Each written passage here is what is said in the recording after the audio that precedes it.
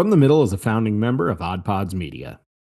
Hello, everyone, and thank you for tuning in to episode number 284 of From the Middle. We are three middle class guys living in the middle of America in the middle chapters of our lives with points of view somewhere in the middle. Scratch that, just two of us this week, but we're back. Speaking of two, after 2 weeks off for the holiday break. We hope you had a great Christmas and a very happy New Year, and that you haven't given up on your diet and exercise yet. In this episode, Kory talks about Disney for a while because he wanted to rub it in for everyone who didn't get a go.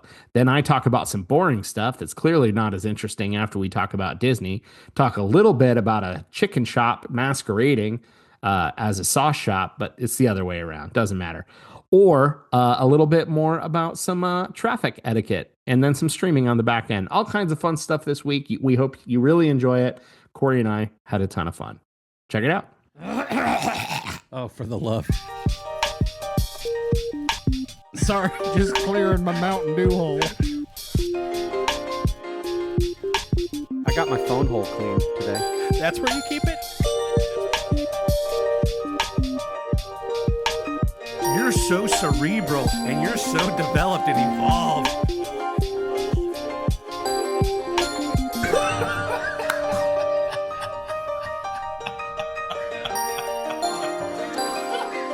From the Middle after dark over here. Happy New Year! Hey. Wait a second. It seems sunny where you are. It is sunny where I am. I am in sunny California on the outskirts of LA in Irvine. So you're saying this week, since we are Kendall-less and you're in California, we're half from the middle and half from the other side. That is absolutely correct. Yes. And it was a good week to get out of Ohio since a snowstorm. Words are hard. Snowstorm came in the day before I left. Okay. And it's 73 degrees and sunny here. Well, I was being polite asking about your nice experience. You didn't need to rub it in that I'm stuck here in a snowstorm. So apparently I'm really good at rubbing it in. So I have to tell you, you already know this, but I have to tell the rest of the listeners. I got together with some old youth group friends from 20 years ago. And this was just after the first of the year. A couple of them are loyal listeners, and they were like, hey, really not cool how you rubbed into Dillon and Kendall that you were taking your family on a last minute trip to Disney. So yeah.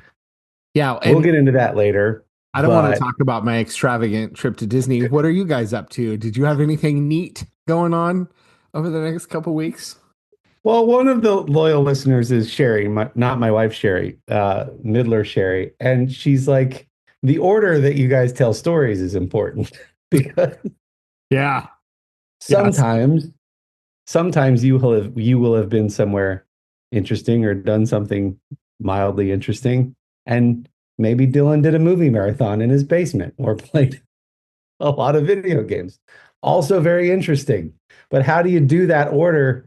Anyway, It was a good conversation, and it was really good hanging out with some very beautiful people. That's awesome. And yes, Sherry, self-reflection is hard, and sometimes you need to hear it from other people. So thank you for the feedback. It's very true. It sounds nice, though. I'm sure I wasn't missed, but I'm sure I would have enjoyed it. So it was nice that you got a chance to get together. It seemed like from the pictures, they were more your age bracket and above. Yeah, that's probably true. And a few people kind of on the fringe of those ages, but it didn't really matter because all were welcome. We're going to probably do another one with families included. And a few couldn't come last minute due to illness and some things that had come up, but it was really, really fun to give hugs to and see people that I hadn't seen in a minute. Yeah. And by a minute, how many decades did you count? 2. I think it's literally 2. Somebody said, has it really been 20 years? And I said, ask my beard. Yeah. Because there's a lot of silver in it. Yeah. So I'm just going to do a couple quick things on Disney. I don't want to go too long on it. A couple things that I had texted you. What? Am I doing it? Speaking of order of stories, let me start out with the most interesting thing, and then we'll work backwards. You know what? Let's save it. Talk about emergency crystals, Dillon. No, it's so funny because you just said the feedback from Well, Sherry. I was going to go chronological. Yeah, it's fine. You can start with Disney. It doesn't matter. If Sherry has heard it 283 other times, what's one more? You know what I mean? Now I'm overthinking it. What's a 284th time? Okay, let's make a fun game. I'll downplay everything as I talk about it Eight. and make it sound nigh on magical. No. No, just tell the accurate version. If it felt magical, you need to say it rekindled a part of myself I haven't felt since my childhood. It's fine. Just say it. So we made a last minute trip. We I had talked to you and Kendall about it weeks before, but if we would have gone on those dates, we would have been in the car for 36 hours for essentially 36 hours at parks. We pushed it back by a few weeks or a week and a half, I think, so that we could get 2.5 days at parks for 36 hours of travel and make it feel just a little more balanced and not as crazy and not restful. 4 parks in 2 days, 3 parks in one day, 1 park on the second day. I've been to Magic Kingdom. I think the last time I was at Epcot, I was a kid. Hollywood Studios recently. And then I don't think I've ever been to Animal Kingdom, where the ride Lily most wanted to do was the Avatar experience. I remember sending you pictures and video. And one thing I really appreciate about Disney is how immersive it is. We've talked about it before. When you're in line for the Avatar ride, if you've seen the movie, Dillon calls it Space Pocahontas.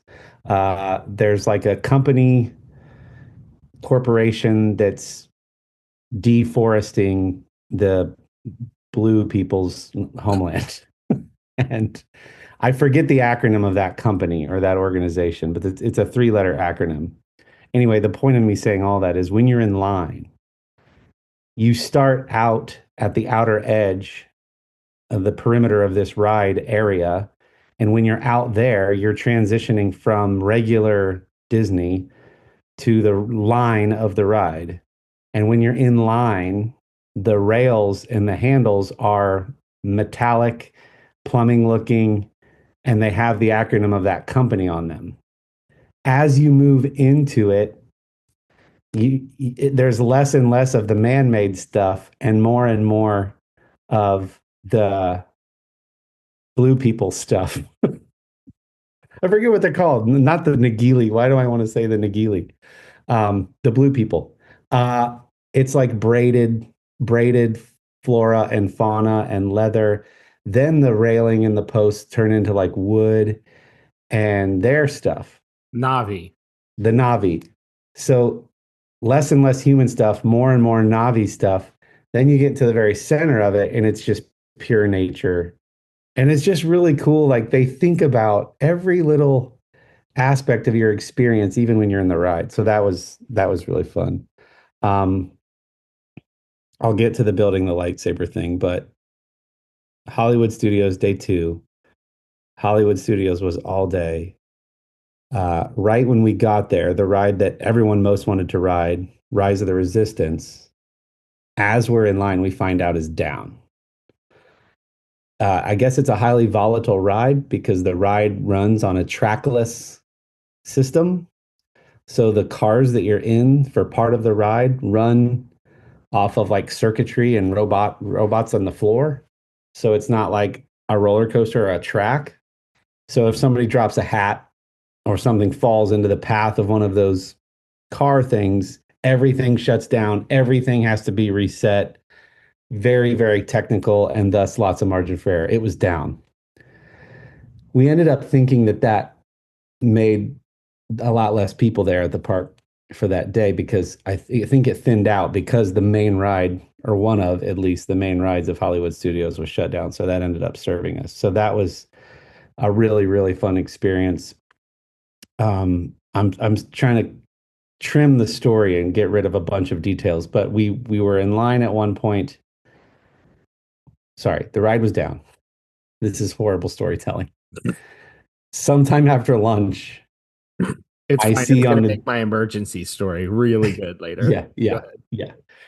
Sometime after lunch, I see that the ride is open. It's been down all morning.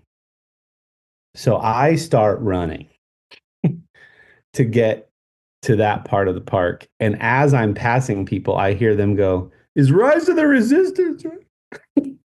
They're assuming that the only reason a guy is running past them into Star Wars Land is because the ride that everybody wants to ride is back open. So we get in line. We were really close because we had gotten there shortly after it was announced that it had opened on the app when they tell us it's down again for an indefinite period of time. So now we're like, well, do we leave this? We're not in a line outside. We're actually in a little cave system with like back and forth. It's very warm in there. And we're like, do we try to escape this cave and get out of here to our reservation? Or do we chance it if it opens up in the next little bit and try to get to the front of the line? We decide to go to our reservation. We went to that like cantina thing that's a lot like the Mos Eisley Cantina. And that was very fun. And then the lightsaber thing. And then it opens back up. So we ran back over. Anyway, ride was great. So immersive, in fact. It's an 18-minute experience. So without giving away all the fun stuff, and people have watched it online, you're in line for a while when all of a sudden they sort of break you down into a smaller group, a subset of people. You stand in a room and BB-8 and a hologram of Rey give you your mission. So then you basically get captured by the bad guys and they put you in a cell for interrogation. Lily tells me I have this out of order. It's probably true. But anyway, at some point, you're in a cell where a hologram of Hux turns around from an upper platform and yells at you that you need to tell him the information, blah, blah, blah. When all of a sudden, like a torch cuts out a section of wall, it falls down, and a real Rebel Alliance person goes, "Come with us." And they've broken you out of prison, the 8 or 10 of you that are in that room. You then get onto a transport ship. In that transport ship is a Mon Calamari Admiral Akbar, it's a trap type of pilot. And he's telling you, okay, here's where we're going to go next. When all of a sudden there's a space battle and a Star Destroyer starts sucking up the ship that you're in. You came in on one side of that transport ship. The other side of that transport ship falls down where you stand in a glossy black floored hangar of a Star Destroyer with, I don't know, 50 to 75 stormtroopers looking at you. The ride hasn't even started yet. That's all just like lead up to the ride. So on a lot of these rides, they have what's called like a solo rider or a single rider line. So if you're just by yourself at Disney, you can just get in that. That's where the solo riders enter. So they miss all of that lead up stuff. If they just want to purely ride the ride, that's where they enter. So I hung out while the whole mass of people went into the next area. I sort of hung out just because I wanted to be in that room with all the stormtroopers. And then Sherry snapped a picture of me doing this with all these cool stormtroopers. It was so cool. You get on the ride. The ride, I could only assume that the tires of it are like rubber spheres that run because you're driving in all directions on this little cart thing. You're going underneath life-size AT-ATs. Things are shooting at you. It's like they would have done it with humans, and you could have just chosen to run down hallways and down corridors if you wanted, but it would have been chaos. So they're like, how can we make people feel like they're in a Star Wars movie? Entering rooms and backing out of rooms, running down hallways, turning. How do we do that? Well, let's put them all in one thing that just moves. So what's the in-ride explanation for the thing you're in? It's a little transporter Yeah, ship basically. thing. And it's such a combination of holographic humans, animatronic looking humans that are animatronics, and actual actors that you kind of forget where one thing stops and the other thing starts. To the degree the ride is over, this is not a Kory exaggeration, a good 45 to 60 seconds after we've gotten off of that little cart thing. We're walking out in the main part of the park, and Sherry goes, "Oh my gosh, we're outside." And I go, "Yeah." She goes, I thought we were still on the ride." And I go, "No," because she saw like a vendor selling like churros or something. And she's like, "I literally thought that they painted or like they lit the dome to match the current time of day for what it is outside here in Florida." And I go, she just kept talking about it. This is fast forward at the very end of the night. We're at Phantasmic. It's that part where you're in that amphitheater style seating in front of the water, and they do the very last show of the night. And she keeps talking about it. She keeps going, "I can't believe how immersive it is. I can't believe that I was outside and I didn't know it." And I go, "I don't want to blow your mind here. We were outside multiple times during that ride." And she goes, "What?" I go, "Yeah. You know, when we saw Poe's X-Wing, like in the corner before we got onto the transport ship? Yeah, we were outside." She's like, "Shut up." I go, "Yeah, that was outside. Your Did mouth. you think that this was like a dome, like the Vegas dome that they just painted?" And she's like, "I didn't know." It was so cool. Very, very fun. And then the lightsaber thing, I've wanted to do that. We had Brad Burke, my friend, on many episodes back. We'll reference it in the description below. Brad got to build a lightsaber at Star Wars at Galaxy's Edge. So I've wanted to do one since he talked about doing his. It was everything that he told us it was.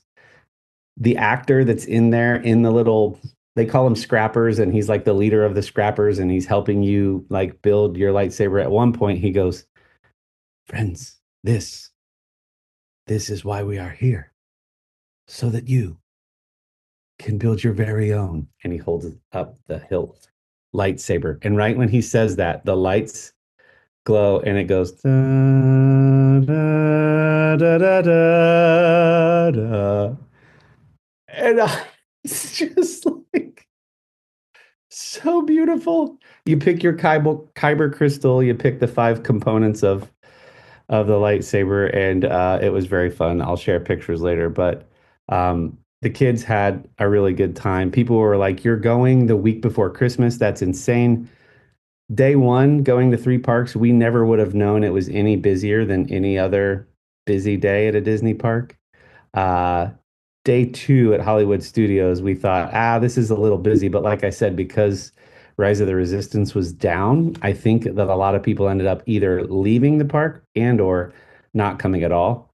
But it was fun. It was a great time. There was one point where the sun was setting near the Millennium Falcon and that ride, Smuggler's Run, and I'm just shooting one of the Tatooine towers, and I'm just like coming down, and I'm like, then I stop, and then I pan across to get some of the Falcon in.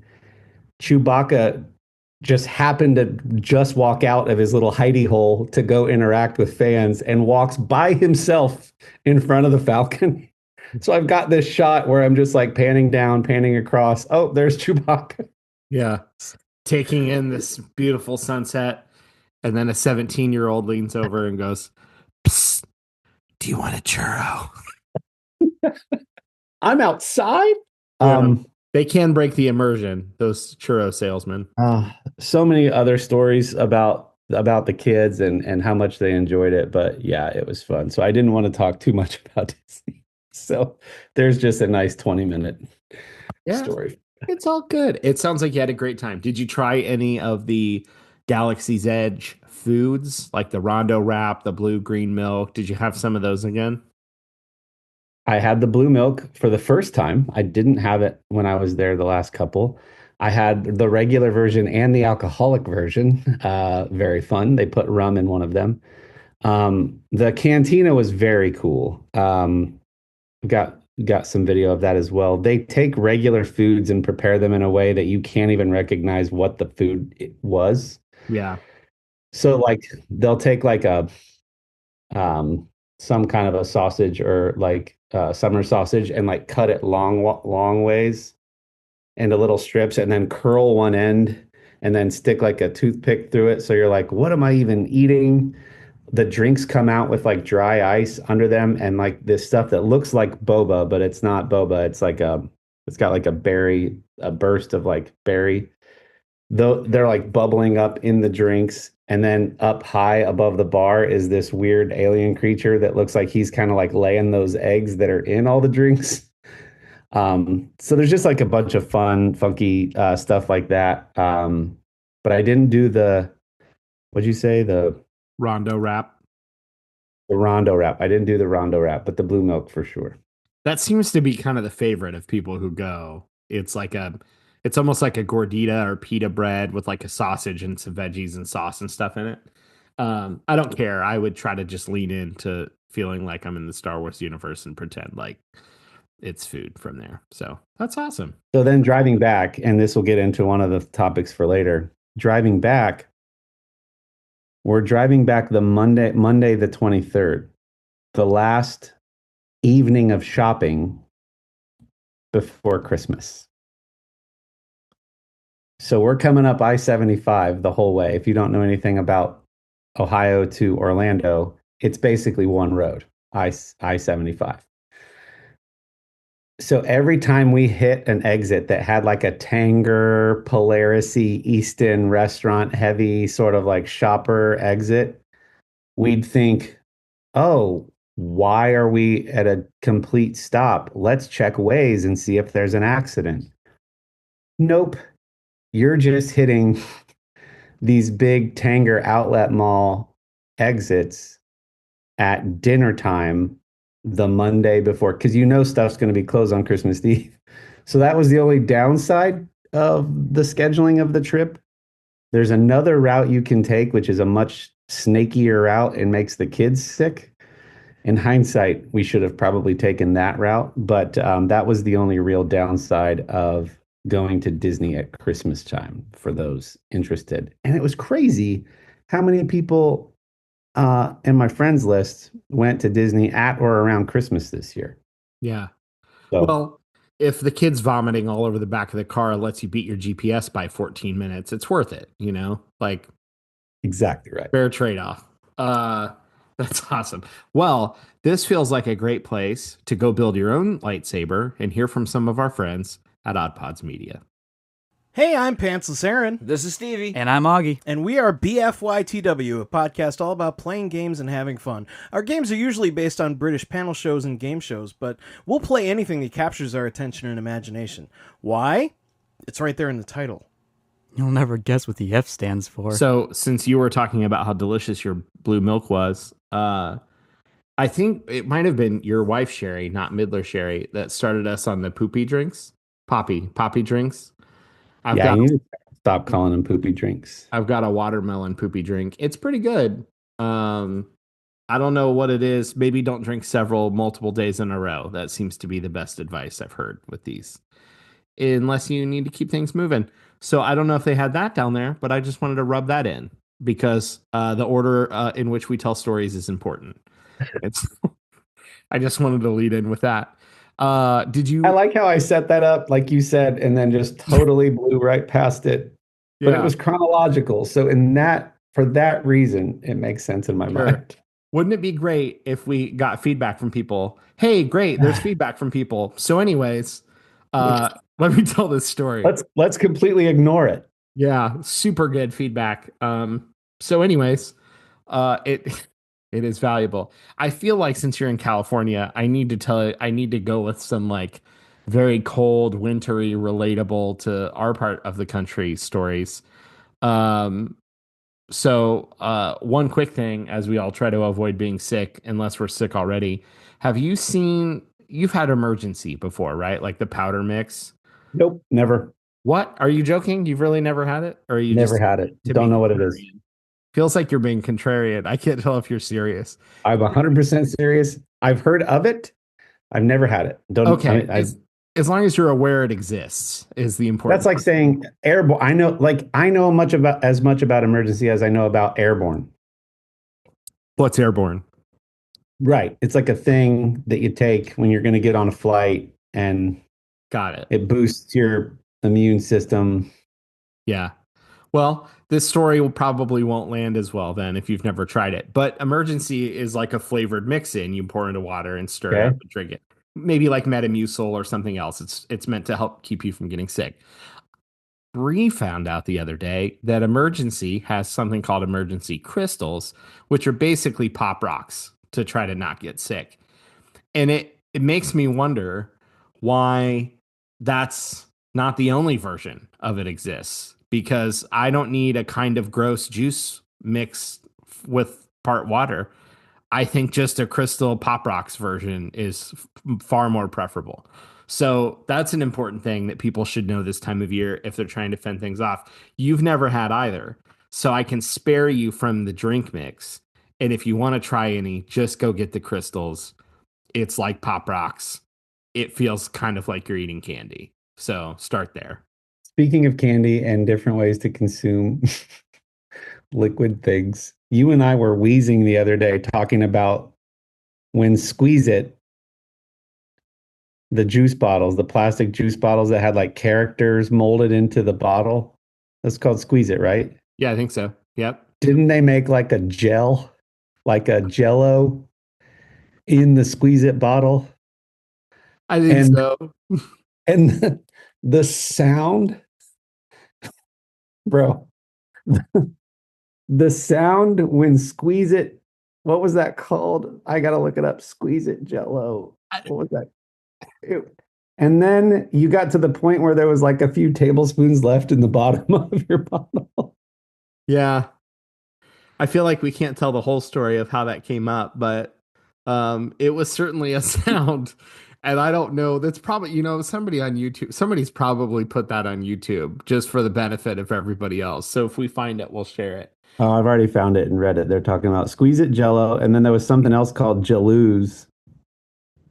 Yeah, it was a sound, that's for sure. And it was such a weird, I feel like the amount of things, and I don't know if this, sometimes every generation thinks that all their stuff is unique, but I feel like so much weird stuff came out in the 80s and 90s.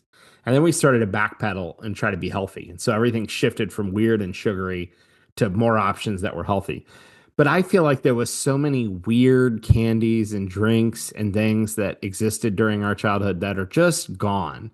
And you try to explain that to people now, that all the weird sugary stuff that was available, and we certainly didn't try it all, but we tried a lot of it. I'm And as I'm reading through Reddit while you're talking, they're like, nope, I can't think of it. Was it called Jaloos? Nope. Was it? And they're like, it disappeared in the internet black hole. I know it was a thing. I know I had Squeeze It Jello from a clear bottle. did you just Google image search? Because I feel like it would have to pop up. Somebody's got a picture of it. There's a Somebody few things. probably still has one in their Nana's cabinet if they go look long and hard enough. Um, That's it, funny. it's Anyway, that's a wild, little man. aside. It's a sound, that's for sure, as long as you don't hear that in the bathroom. Anyways, speaking of speaking of food, I have to say I had a pretty weird experience. So we went to Caine. I can say Caine's. This is probably fine. We went to Caine's Chicken and I don't know what Caine's chicken is. cut it. Shut your mouth. I know what Raising Cane's chicken is. It's Caine's. It's just called Caine's. I got to continue Then with. why is the word raising above it? I don't know. Not everything has to have. I don't say Sam's Club wholesale warehouse. Okay, I just say Sam's or Sam's Club. Everyone knows exactly what you're talking about. I just broke this office chair. Yeah. So I'm at Caine's Chicken, and by the way, I saw a thread the other day that was talking about Caine's, and I was thinking about this as I was sitting in the drive-thru, so I was pretty distracted.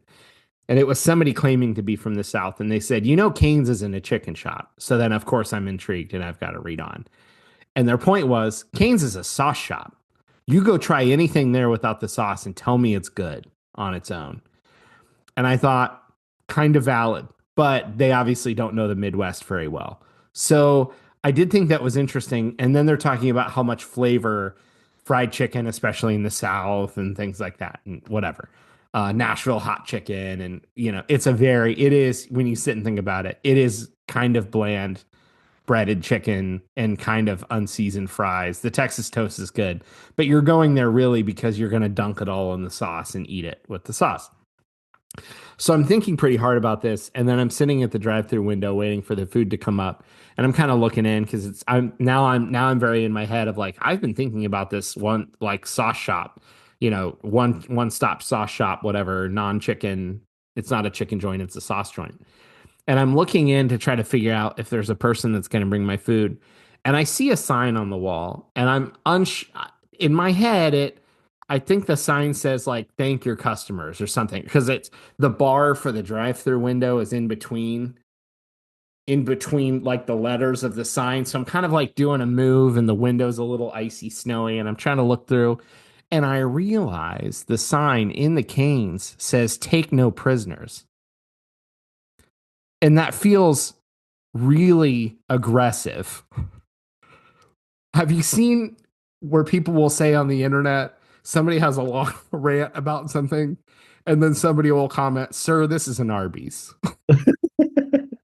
And it feels like I had that moment where I'm trying to now put myself in the mindset of some Cane's owner or franchise owner who feels is probably in their team meetings using war analogies about how food service is like the Vietnam War because reason, and is trying to thinks he's being really motivational or she's being really motivational about drawing on war analogies for things that aren't war. And I'm all for analogies and motivation that's helpful. I've been in sales a long time. War is rarely the analogy to use for frying chicken and being a sauce shop. And I was convinced that I was wrong. And these people in Canes have to think that I'm having a seizure or something now trying to read the sign. But I'm looking everywhere around that bar and it for sure says take no prisoners. And I thought this has to be a franchise. Like this can't you can't tell me that corporate Canes is putting up take no prisoners signs on the walls inside for their employees to read. I googled it. I went and posted on the interwebs to try to see if anyone's heard of this. I can't find anything. So I don't know what's going on in that Cane's chicken, and they're real fired up over their sauce. But take no prisoners feels real aggressive. And I don't know if Yeah. I want to go back to that restaurant anymore. And that's unfortunate because I like their bland chicken with good sauce. Is it like a Cane's branded wooden sign, or is this like a somebody hung up a "Don't tread on me" or "Prepare to be boarded" flag just to be It cheeky? didn't say Canes on it, but zero exaggeration. It was at least 6 foot wide and several feet high. And it said, What is take no good? price, like a huge banner you would take to a sporting event. And there was even a red, when graphics have like the underline that looks like it's like a crayon made it, like it's, Yeah, yeah, just like just like a quick brush stroke of something to yeah. And emphasize a it had that point. under the word prisoners. Like there was such an aggressive pointing to the word of prisoners. Then I thought maybe they think that that red crayon mark is blood, and this business is not serious. I don't. It's bizarre. It was bizarre. I don't understand. So it was a unique experience. I don't know if I can go back. The food was You bland with delicious sauce. I'll give them that. you need to tie up this loose end. You need to go back there, say, "Hey, loved your sauce. Uh, your restaurant made our podcast, and I would love to know. Tell me about your take no prisoners sign." Tell me about. I just throwing it out there. Do you have any unique motivational signs you can tell me about in your restaurant? I don't know if somebody thinks that that's a good idea to hang in their restaurant. If they're the kind of person I want to seemingly confront about something like that, that might wind them up in a way that I'm not prepared for. So it was bizarre. It was bizarre. Well, you know what winds me up? And this happened multiple times on the drive down to and back from Orlando. Yes, I'm done talking about Disney, Sherry. Um, there's a phenomenon that happens. We've talked ad nauseum about pet peeves, and a lot of them have to do with traffic, and even more of them have to do with generally just people being in our way or having a lack of spatial awareness. But there's something that happens. This has happened to you, I know it, and I want to know why it happens. Okay. A car is in the far left lane. Let's just avoid the hacky usual situation and say they're not going way below the speed limit and say they're passing the other cars at a steady enough clip, but they're just not going 76 and a 70, which is what I like to go. Okay. Okay. So they're passing the other cars in the other lanes. So I'll give it to them. But they're also not getting over fast enough that you can hit resume on your cruise control and go back to the speed that you were going, right? Right. The most annoying thing is when there's no more cars to the right and they stay out there in the left lane. Right. But they eventually signal or not, and they eventually get over, and you hit resume. Mm-hmm. This is the thing that happens. They then go faster in one lane to the right than they were going in the left lane. Mm-hmm. As almost like a self-preservation saving face going, I wasn't going that slow. Yeah. It happened 3 or 4 times that they sped up to a speed faster than they were going in the left lane. And Sherry said they do that because they're more scared of getting pinched in the far left lane by law enforcement. They're more apt to get back to a higher rate of speed in the next lane to the right, especially now that you're going to go past them. Mm. The core question is, and I need to hear from middlers on this, have you observed this, and why do people do this? Why, and I want your thoughts. Why they get over one, they're letting you pass, and they're almost like, you're not gonna, it's like they don't want you to make them look bad by how fast you go past them then on the left. So they're gonna like pick up their speed. You get me. I don't need to keep relitigating it. Why? Why does this happen? As you were telling the story, it's definitely happened to me before. There is a part of me that wonders if they've lulled themselves into the highway coma in the left lane, and then once they finally clock that there's a car behind them. Wait, Sauce, if you're not watching on YouTube, this is why you need to go to our YouTube, subscribe, hit the dingy bell. Dillon's face perfectly explains what I think is happening. They have car. I'm driving. Yeah. I think they have behind and then they're signaling or they're just getting over because and then they sort of then it's the I've got my bearings looked down 72 and a 70. I could be going faster. I need to hit.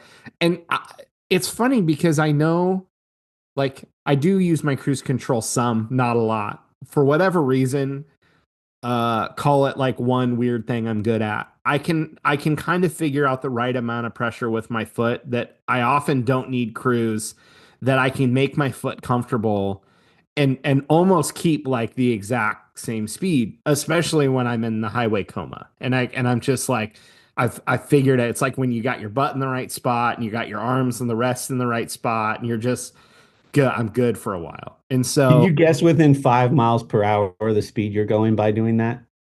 if I've never tried, I'm sure I could. I feel like my subconsciously my body has clocked the speed limit like probably when I first got on the road.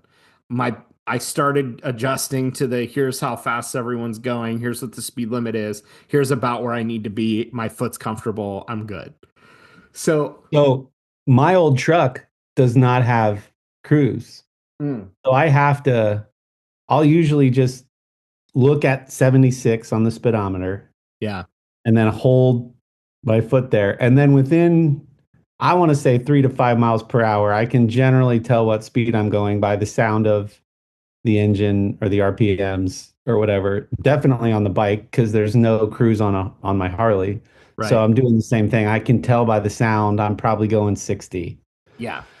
So I think they're waking from their, slumber, so to speak.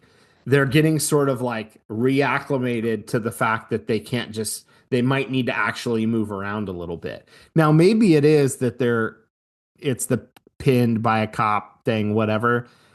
that implies a level of thoughtfulness I don't think most people have. I think it's You're being very generous too with your first assumption that they're just like, oh, I'm sorry. Gee, let me get right over. And then I'll resume a reasonable speed on this highway. yeah. Well, I don't know if I'm being generous. It feels like a classic underthinker move. I'm just doing what I want because I'm on the road and this feels good, you know? Like MPH be damned, you know? I'm having a good old time. So I don't know that it's generous. I think people are inherently in their own little bubble, and I think they sort of zone out in their bubble a little bit. So early on in this podcast, we talk about Dax Shepard and his behavior attribution error, where you're attributing a rationale to someone's behavior based on how you would most likely operate in that scenario Sure. and not giving people the benefit of the doubt. So if you cut somebody off, it was for good reason. If somebody cuts you off, they're a-holes. The Yeah. third one that you didn't talk about was they knowingly held you back in the left lane. And then wait, said to themselves, this guy, and they mumbled to their passenger. Then when they got over, they're like, oh, well, I'm gonna like a snarky mini road ragey kind of. Yeah. And depending on the state, that could very well be true, you know, when you're driving for that long. Florida, yeah, absolutely, probably malicious intent. You get up into Tennessee, they seem pretty laid back. Maybe not a big deal if it's well outside of Nashville. I don't know. So, you know, back in Ohio, Oh, maybe they're just being a jerk again. that's funny. Middlers, we need your thoughts here. Has this phenomenon happened to you? Have you ever been guilty of it? Why do you think they're speeding up when they get back over finally? I would love to know your thoughts. Um, Speaking of Tennessee, I know it's on your streaming list. It's on mine as well because I watched it on the flight. Um, by the way, we're intentionally leaving out Christmas, folks, so that we can debrief that when Kendall gets back.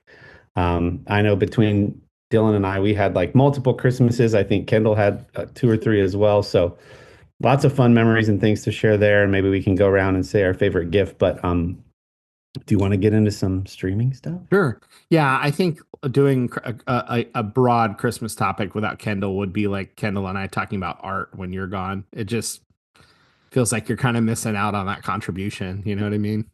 Yeah. Yeah, let's talk about streaming in Tennessee.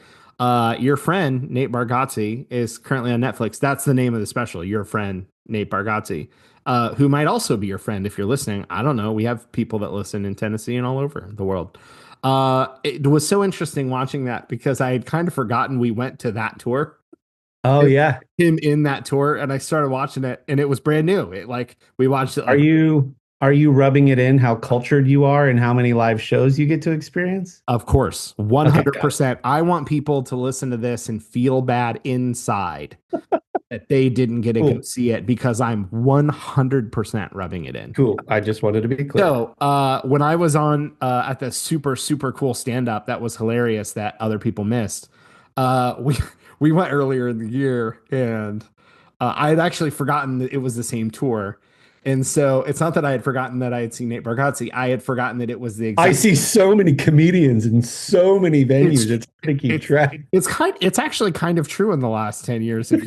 Not a lot for people who go see comedy regularly, but a lot for anyone that I know, other than you, maybe. Um, Mr. Bad Friends and everybody else. So I just forgotten it was the same tour. So we turned it on and I'm like, I feel like I must have watched this joke in a reel. And then I kept, maybe I saw it on he was doing a late night interview or something, and I saw this, or he has Nate Land content on YouTube.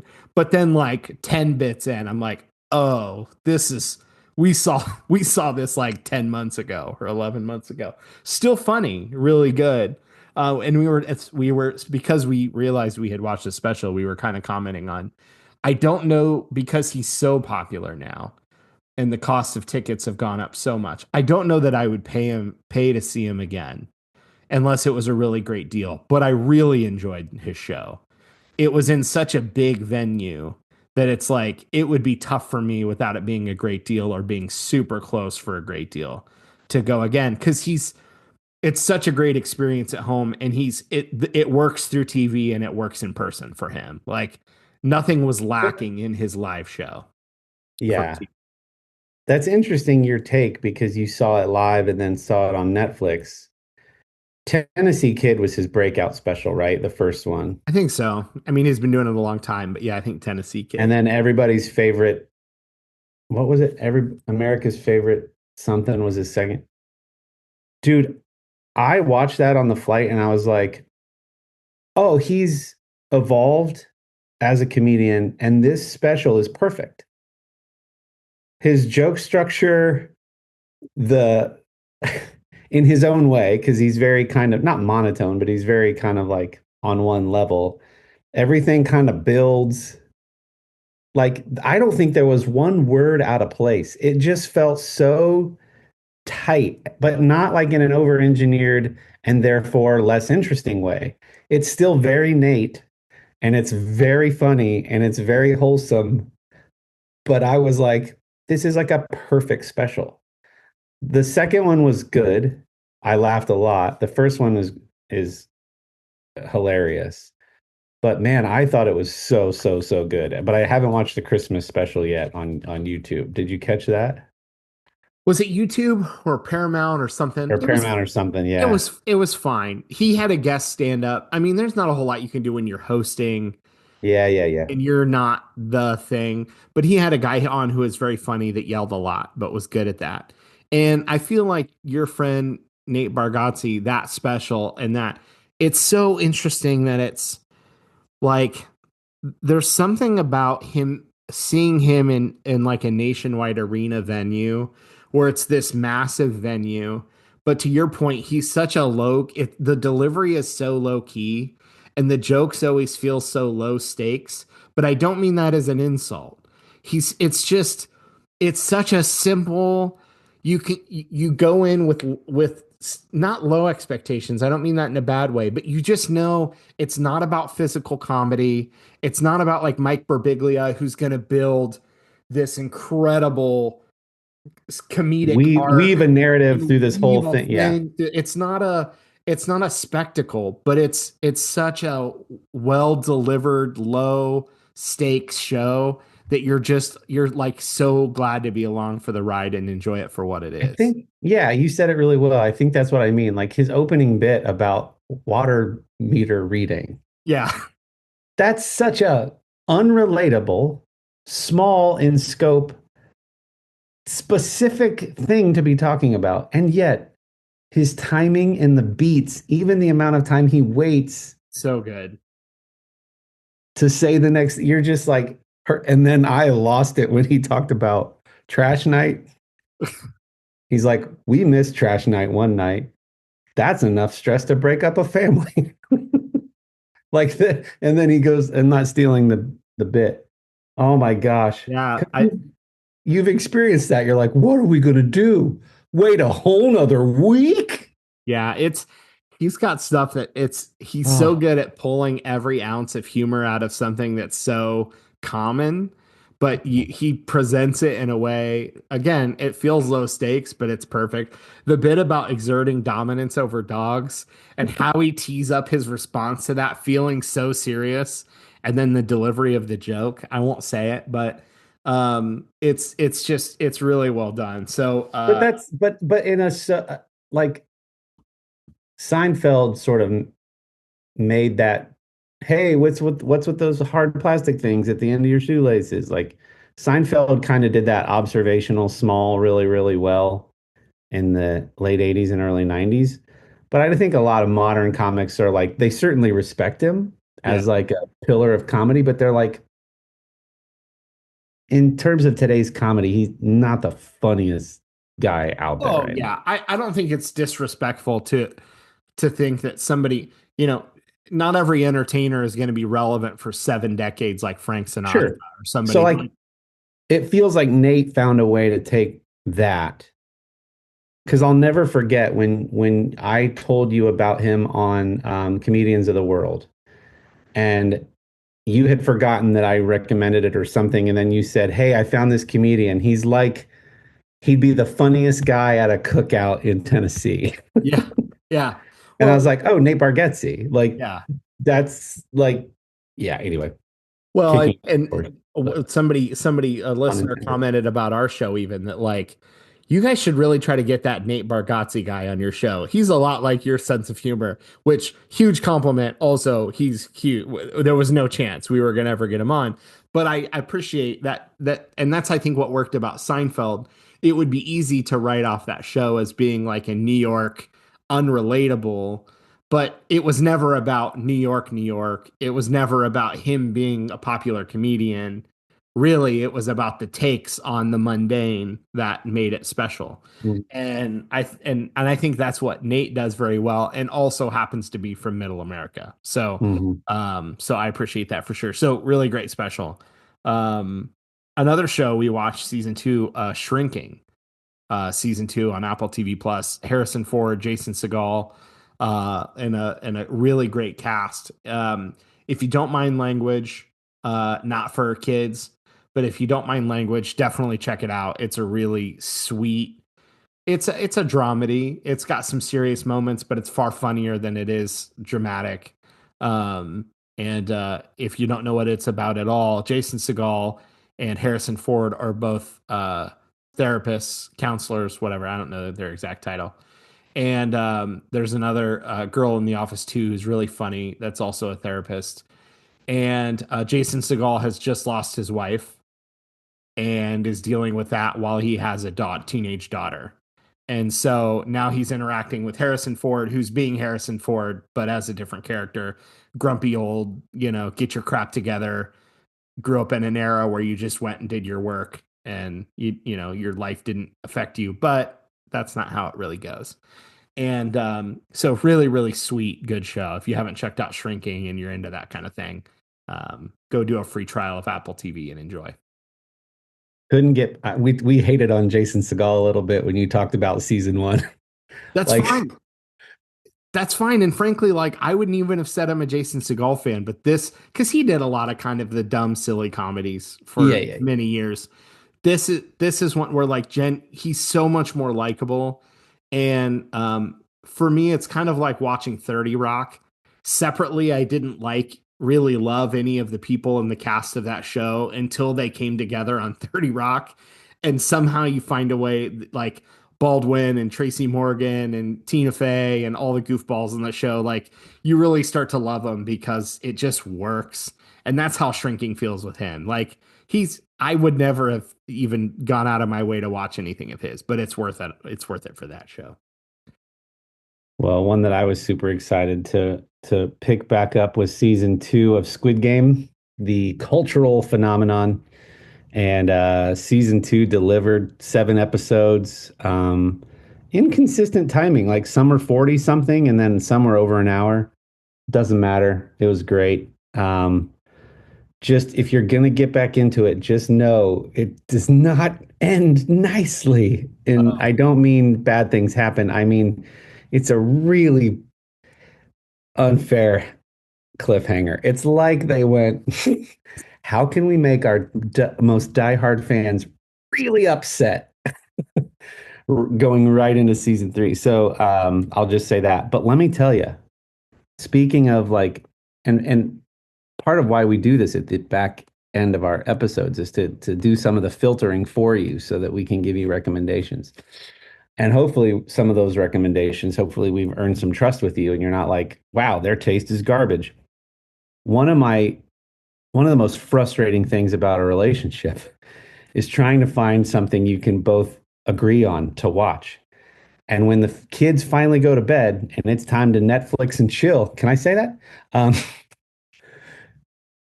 I mean, actually Netflix and actually chill. You spend most of your waking hours and you're starting to get tired before you've even made a selection. I figured it out, dude. AI. I've started using AI for recommendations. So I entered into Chat GPT. What would you recommend for a couple if one person likes, and then I listed a bunch of Sherry's top 5 or 10 movies and shows, and the other person likes, and then I listed some of my top 5 to 10 movies and shows. And then I said, and give me reasons why and where it's currently streaming. Dude, What did it deliver? It delivered 10 strong recommendations, but here's what I loved. It says, like in Friends, this show includes elements of da da da da da da da. And if you liked Suits, because we finally finished Suits, if you liked this aspect of Suits, this show includes some of that. For the person who doesn't like too much violence, watch out for this. Currently streaming on Hulu, whatever. And I was like, yes. Great. It's a great. Then I was like, this is so great, but like actually giving it the data of the stuff you've already liked and have agreed on in the past was like, so you can put AI to good use. I also did do the top 10 most popular and most critically acclaimed TV series of all time. So not just popular from pure numbers, but like critically acclaimed, and it lists the usual suspects, right? A lot of which I think I've watched 6 out of the top 10 of those. It's like the Breaking Bads and the Yeah. the Mafia one, Sopranos. Sopranos and Friends and da da da da. So anyway, hey, little pro tip: get yourself an AI app like ChatGPT. Plug in the stuff that you and your significant other have liked in the past and have agreed on in the past. Ask it to tell you why you think you'll like it, and be sure to include where it's currently streaming. Yeah. Otherwise, you're gonna end up, yeah. Yeah, I was like, that was great. that's a great idea. And I think it's important. Maybe you don't have somebody else to blend it with, but you're trying to find something to watch on your own. Maybe asking it to blend the critical and audience scores it's a great idea. Like, I don't want to just know what the critics like, and I don't want to just know what that's how you get some weird, then you might find some good stuff, but like factoring in both is probably the sweet spot on that one. Yep. So I thought I was like, I mean, I've not figured out all the ways that AI could improve my life. But I was like, that felt like a solid use case. Yeah.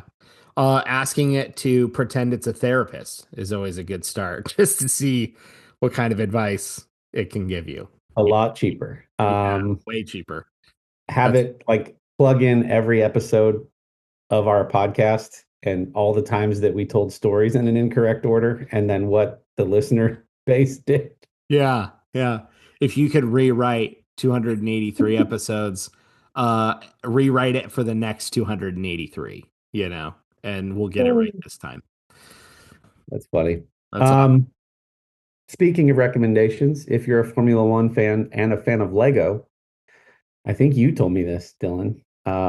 Lego came out with the current Formula One teams as individual cars that are to the scale of the minifigs, but Amazon has an exclusive where you can get all 10 teams.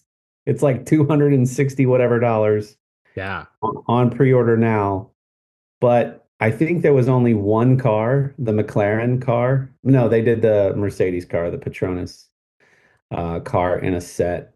But now you can buy all 10 Formula One teams in one Lego set if you've got the spending monies from Do you get Christmas an time. employee discount on that to knock the price down a little bit? For now. Well, maybe your parting gift to yourself. Hey, Hey, what's Heartbeat? this one's on. That feels like a weird story to segue in now. Okay. We have a You can note. save it for a different time. Yeah, we have a note, and I don't think that's a good one to bring back in. So, All right. Sounds good. speaking of Lego heartbeats, little plastic men and their heart pounding races, plastic races, doesn't work. Anyways, if you're still listening at this point, make sure to head over see our friends at rdsman.com, artiusman.com. Use promo code the middle. You'll save 25% off your first order, because Christmas might be over, but there's a million other things you need to buy gifts for, including self-gifting, which is important. I hear that's part of mental health. I don't know. Anyways, make sure to use promo code the middle. You'll save 25% off your first order. Great for you, great for them, great for us. We're one of their partners and we really appreciate it. They make awesome products, including grooming stuff, bathroom stuff, candles, all kinds of cool stuff. And don't forget, we have merch available now at Deets are in the description below. 2 designs available, the classic from the middle logo and the Underthinker. Since we referenced it earlier in the episode, Dillon referenced the Underthinker. The Underthinker shirt. I got myself a hoodie for Christmas, self-gifting, mental health. It looks like the Undertaker font, but it says Underthinker. People are like, what's Underthinker mean? You're like, it's from one of my favorite podcasts. Let me tell you all about the episode. Yep. It was hilarious, and you guys should listen. And if you have questions about self-gifting and mental health, ask your therapist, ChatGPT. If they think it's a good idea, they'll probably agree because that's what they do. So, missed you, Kendall. Hope you had fun, and we'll see all of you next week on From the Middle.